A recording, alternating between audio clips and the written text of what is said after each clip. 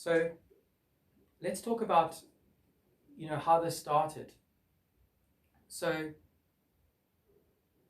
to the best of our knowledge, it was not the people of South Africa who called for the Comprehensive Sexuality Education program to be introduced.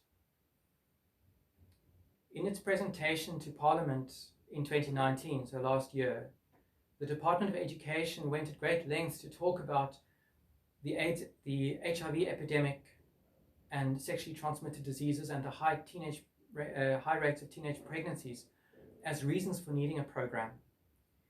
But we need to be really clear that though we have these problems in our country and no one's denying them, that does not necessarily say that any one particular program is the best program, and so it can't be used as justification for CSE.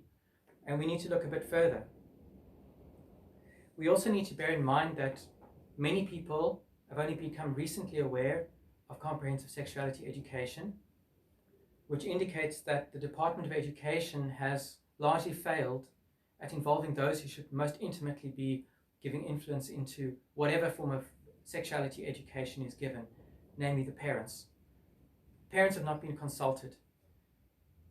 The program's been rolled out in a number of pilot schools, and their parents and teachers have been involved, but the way that it was phrased is that it's more like in terms of sensitizing and orientation for parents. That doesn't sound like consultation to me. The scripted lesson plans themselves take a somewhat patronizing view of parents' values and their communities. It talks about, in the guides, it talks about that the learners will be able to go home and share these new healthy values with their parents and communities. Sounds a bit patronizing. So if the reasons for HIV and high teenage pregnancies was given, then one would naturally assume that any program that's chosen would be one that has shown to be effective in solving those problems, and in addition, one that's sensitive towards the values of parents and communities. The Department of Education, in their presentation to Parliament, they made it clear that they based their program of CSE on UNESCO's guide to CSE, which they claim that UNESCO's guide research has been scientific. Now, UNESCO, along with UNICEF and UNAIDS, are United Nations organizations that have been promoting this. UNESCO's guide claims of itself on the front page, if you look on the cover, that it is evidence-informed. And yet, when you look further on to page 31 of the guide, it points out some of its own limitations. It points out that there is a need to generate, and I'm quoting, longitudinal evidence on the long-term effectiveness of CSE on sexual and reproductive health outcomes. So, am I missing something, or are they saying that they don't know what the long-term effects of this program will be? And if that's the case, isn't it highly irresponsible of them to be pushing this onto African countries? Equally, isn't it highly irresponsible of the Department of Education to be accepting this as a program on which to base their implementation of CSE? To our knowledge, there's no solid evidence that CSE is solving the problems that it claims to solve. And in fact, there appears to be evidence that it's actually entrenching the problems of HIV and teenage pregnancies, and possibly even making them worse.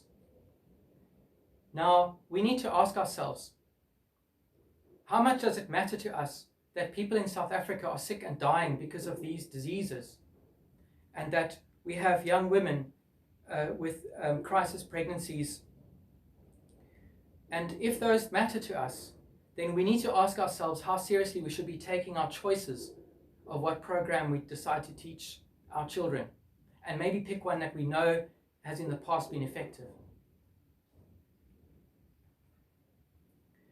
Another claim by the Department of Education when they presented their program to Parliament in 2019 is they upheld it as being international.